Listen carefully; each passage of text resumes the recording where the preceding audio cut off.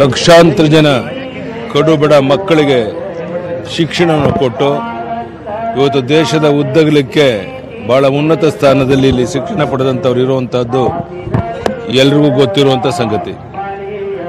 111 ವರ್ಷ ಪೂರ್ಣ ತುಂಬು ಜೀವನವನ್ನು ನಡೆಸಿದ್ರು. ವೈದ್ಯಕೀಯ ಎಲ್ಲ ಪ್ರಯತ್ನಗಳು ಆಯಿತು. ಭಗವಂತನ ಇಚ್ಛೆ ಏನಿತ್ತು ಅದರಂತೆ ಗುರುಗಳು ಲಿಂಗೈಕ್ಯರಾಗಿದ್ದಾರೆ. ಅವರ ಆತ್ಮದ ಬೆಳಕು ಕೋಟ್ಯಾಂತರ ಭಕ್ತರಿಗೆ ಜೀವನಕ್ಕೆ ಒಂದು ದಾರಿದೀಪ ಆಗುತ್ತೆ ಅನ್ನೋದ್ರಲ್ಲಿ ಯಾವುದೇ ಸಂಶಯ ಇಲ್ಲ.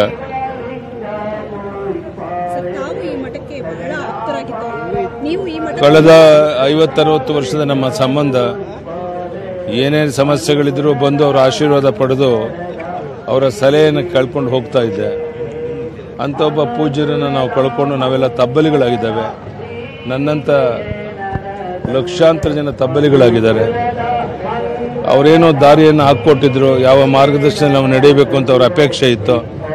ಆ ದಾರಿಯಲ್ಲಿ ನಡೆಯೋದೇನೆ ನಾವು ನಿಜವಾದ ಶ್ರದ್ಧಾಂಜಲಿ ಅವರು ಅರ್ಪಿಸೋದು ಅಂತ ನಾನು ತಿಳ್ಕೊಂಡಿದ್ದೇನೆ. ಆ ದಿಕ್ಕಿನಲ್ಲಿ ಪ್ರಾಮಾಣಿಕ ಪ್ರಯತ್ನ ಮಾಡಿ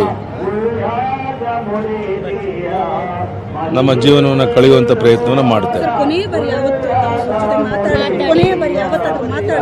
ಇಲ್ಲ, ಕಳೆದ 2 ತಿಂಗಳಿಂದ ಅವರು ಆಸ್ಪತ್ರೆಗೆ ಬಂದಾಗ ಯಡಿಯೂರಪ್ಪ ಬಂದ ಅಂದ ತಕ್ಷಣ ಅವ್ರು ಕಣ್ಬಿಡಬೇಕು, ನನ್ನ ಕೈ ಹಿಡ್ಕೋಬೇಕು, ಮಾತಾಡಿಸ್ಬೇಕು, ಇದು ನಿರಂತರವಾಗಿ ನಡೀತು.